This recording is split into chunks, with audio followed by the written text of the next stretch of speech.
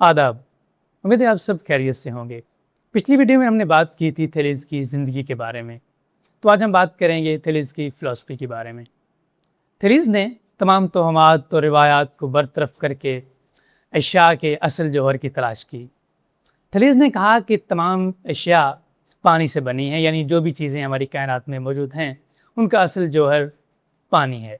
Thales ने कहा कि जो चीज़ें हमारे इर्द-गिर्द मौजूद हैं, यानी इंसान, तमाम जानवर और दूसरी इमारतें, मोबाइल फ़ोन और तमाम चीज़ें जो हमारे रोज़मर्रा के इस्तेमाल में रोज़मर्रा हम देखते हैं, ये एक दूसरे से ममासिलत तो कम रखती हैं, लेकिन फिर भी इनका असल जौहर एक ही है, यानी पानी। जैसा कि हम देखते हैं कि लकड़ी से बहुत ज़्यादा अशिया बनी होती है, जैसे टेबल, कुर्सी और भी बहुत ज़्यादा चीज़ें, उनमें मवासलत नहीं होती, लेकिन उनका असल जौहर एक ही होता है, यानी कि वो लकड़ी होती है। उसके अलावा थेलीज़ ने कहा कि ये तमाम चीज़ें पानी की बनी हैं, तो इसके पीछे एक और चीज़ भी है, यानी हेज़ियोड ने अपनी नज़म थियोगनी में कहा कि सबसे पहले क्योस आया, उसके बाद कायनात और उसके बाद कायनात के अंदर रहने वाली दूसरी तमाम चीज़ें। तो इस लिहाज से हम ये कह सकते हैं कि थेलीज़ ने हो सकता है कि वो पॉइंट क्योस वाला, क्योस यानी कि क्योस 1 था, तो इस लिहाज से उसने वो पॉइंट उठाया हो कि जैसे क्योस 1 था, उसी लिहाज से एक 1 है जो इन तमाम चीज़ों का जौहर है। तो थेलीज़ ने कहा कि पानी इन तमाम चीज़ों का जौहर है। जिस तरह क्योस आया था, उसी तरह से पानी आया, उसके बाद दूसरी तमाम चीज़ें बनी। उसके बाद हम ये भी कह सकते हैं, हो सकता है कि थेलीज़ ने कहा हो कि चीज़ें तब्दील होती हैं, यानी कि चीज़ें प्रोसेस के अंदर चलती हैं, एक चीज़ दूसरी चीज़ में बदल जाती है। जैसा कि अगर एक 2 साला बच्चा है, तो जब वो 40 साल का हो जाएगा और वो बिल्कुल वही रहेगा, यानी कि उसके तमाम सेल्स बदल जाएँगे, उसका थॉट्स बदल जाएँगी, उसका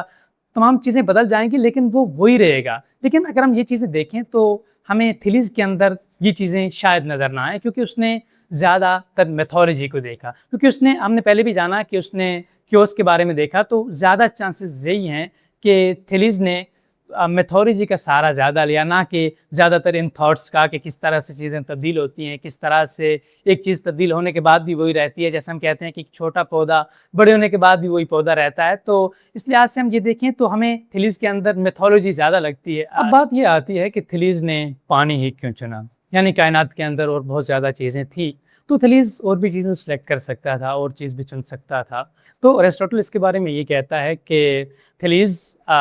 ये समझता था कि क्योंकि तमाम चीज़ों को ज़िंदा रहने के लिए पानी की ज़रूरत होती है, यानी कि अगर हम देखते हैं इर्द-गिर्द, तो एक बीज को भी उगने के लिए पानी की ज़रूरत होती है, दरख्त को बड़े होने के लिए पानी की ज़रूरत होती है, इंसान को ज़िंदा रहने के लिए पानी की ज़रूरत होती है और दूसरे जानवरों को ज़िंदा रहने के लिए भी पानी की ज़रूरत होती है। तो इस लिहाज से वो कहता है कि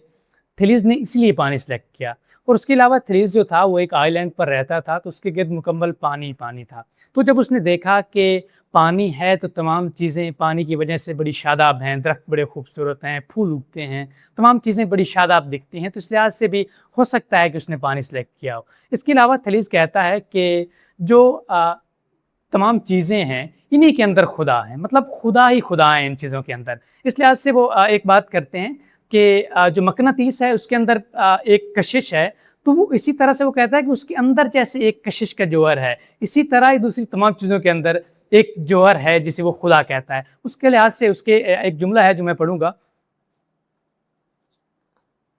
सब कुछ देवताओं से मामूर है और मकनातीस में भी रूह है, क्योंकि वो लोहे को अपनी तरफ खींचता है। हमारे पास इस बात की फ़र्ज़ करने के लिए कोई वजह मौजूद नहीं कि वह सूरत गर गिरफ्त को खुदा, रूह या रूह कायनात करार देकर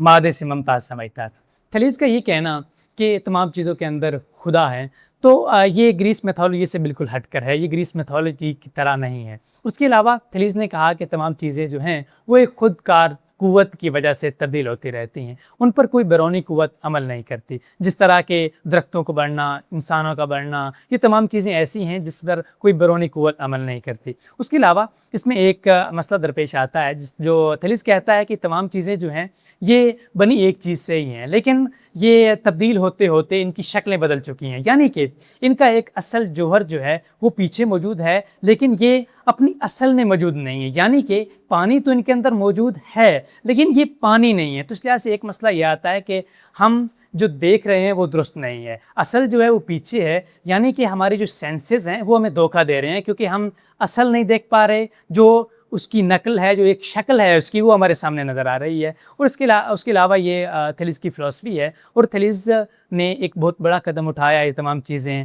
فلسفی کو تھماتے ہوئے، کیونکہ جو فلسفی تھی وہ مکمل طور پر میتھولوجی پر چل رہی تھی، اور میتھولوجی سے ہٹ کر کاسمولوجی کو چوز کرنا واقعتاً بہت بڑا قدم تھا۔ اور تھیلیز کی کوئی رائٹنگز موجود نہیں ہے، لیکن دوسرے لکھاریوں نے اس پر کافی زیادہ لکھا ہے، ارسطوٹل نے اس کے بارے میں کافی کہا ہے، تو انہی لکھاریوں کی وجہ سے ہمیں ان کے بارے میں کافی کچھ معلوم پڑتا ہے۔